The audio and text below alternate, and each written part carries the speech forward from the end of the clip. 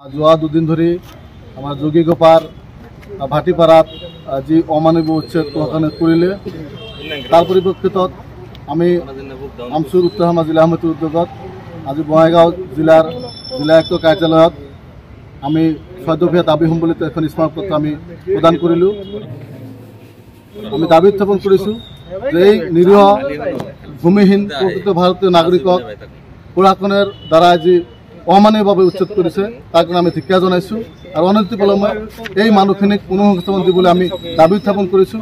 লগতে আমাৰ বঙাইগাঁও জিলাত পুনঃসংস্থাপন বা অসমত গোটেই অসমত আপোনাৰ পুনঃসংস্থাপন নকৰাকৈ যাতে কোনো লোকক ভাৰতীয় নাগৰিকক যাতে উচ্ছেদ নকৰে তাৰ কাৰণে আমি চৰকাৰক দাবী উত্থাপন কৰিছোঁ আৰু অনতিপলমে আমাৰ যোগীগোপাত উচ্ছেদিত পৰিয়ালক অনতিপলমে আমি পুনঃসংস্থাপন কৰাৰ বাবে বঙাইগাঁও জিলা প্ৰশাসনক দাবী উত্থাপন কৰিছোঁ। অন্যথা আমি সদৌ অসম সংখ্যালঘু ছাত্ৰ ইউনিয়ন চমুকৈ আমচি সমগ্ৰ অসমব্যাপী তীব্ৰভাৱে আমি গণতন্ত্ৰ আন্দোলন আমি গঢ়ি তুলিবলৈ বাধ্য হ'ম।